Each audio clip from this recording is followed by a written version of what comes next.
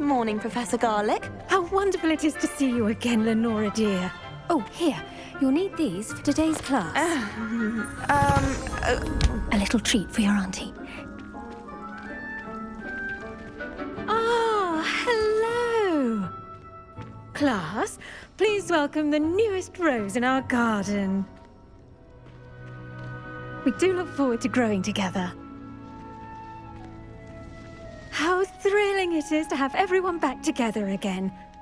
This year will be filled with enchantment and excitement, but the most important thing cultivated in herbology is knowledge. The prudent herbologist is no more afraid of the venomous tentacula than the bouncing bulb. Now then, today we will be acquainting ourselves with the mellifluous tuber known as the mandrake root. Accio. Let's see if we can't make our fibrous friends a bit more comfortable, shall we? First, let's protect our ears.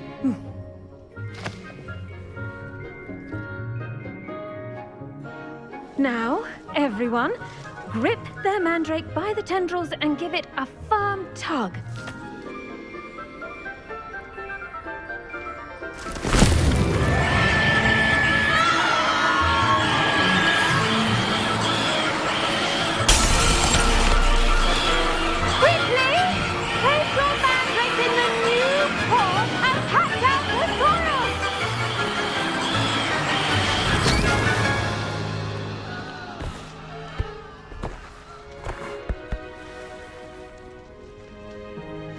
The soil should envelop the root like a warm, dirty blanket, putting the mandrake right at ease. Reparo! I'm very sorry about that. Yours was a bit mature, I'm afraid. All right then, off you go. Splendid work, everyone. Now, for our next task, we'll be planting dittany at our potting tables. You can all get started. The best time to plant a seed is last season. The second best time is now.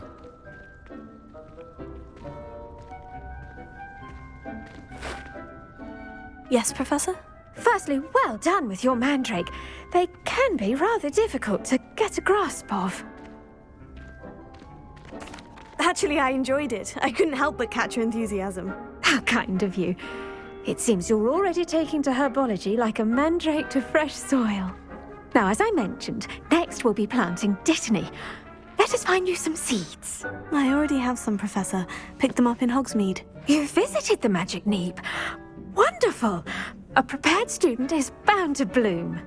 I've arranged for you to have your own potting table here in the classroom. Wasn't easy to spare one on such late notice. Plant the seeds there now, and you can return to harvest them later. Even with soil, sunlight, and a bit of magic, they will take time to grow. Let's see how to balance my star thistle arrangement. Niffler's fancy or roses? Dittany's restorative properties make it a vital ingredient in the Wiggenweld potion, as you all should know from Professor Sharp's class. Well done! Once it can be harvested, your dittany will be ready to use in Wiggenweld potion.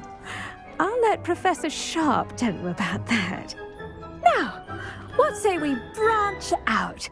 Introduce you to a different sort of flora, the Chinese chomping cabbage. You'll find that some plants are better suited to uses outside of a cauldron. The cabbages do get testy without something to chew. Fortunately, I have a dummy for them to gnaw on. Be a dear and let them have a good chomping. Yes, Professor. They're in the other greenhouse. It's just at the end of the footbridge leading out of this room. Your classmate, Mr. Pruitt, has kindly offered to accompany you. Come back and see me when you're finished. Oh, and mind your fingers. They do bite.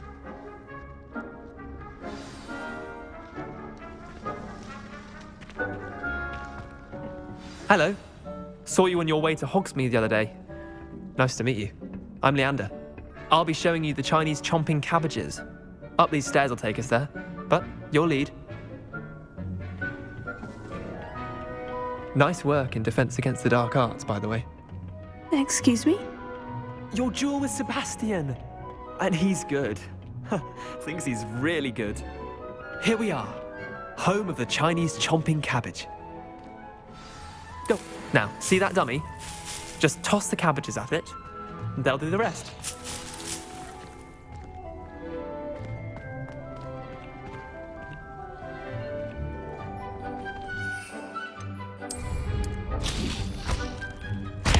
Look at that!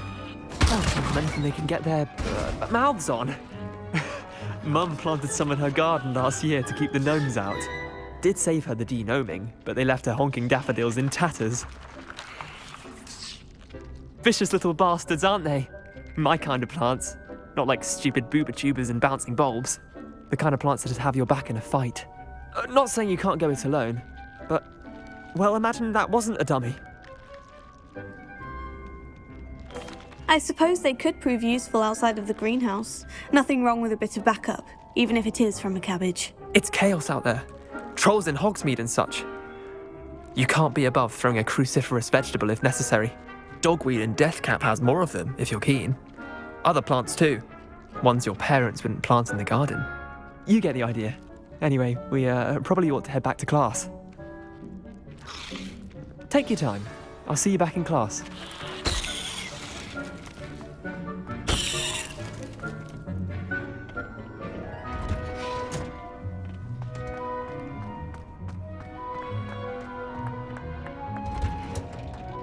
And with that helpful reminder as to why we should always wear our dragon hide gloves, I shall end our lesson here. Terribly sorry, Mr. Clopton. I attended to the Chinese chomping cabbages, Professor. Remarkable plants, aren't they?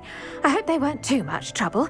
Oh, don't see any bite marks or missing digits. And good, as you do seem to be quite green-fingered. Oh, I'm eager to see your skill in the soil continue to blossom. Magical plants have so much to offer. I'm eager to learn more. I'm glad. Herbology is a bounteous subject. Tend to your garden, and it will tend to you. Huh. Well, I suppose that's everything. Do come by for a chat sometime. I so enjoy checking in with my new students.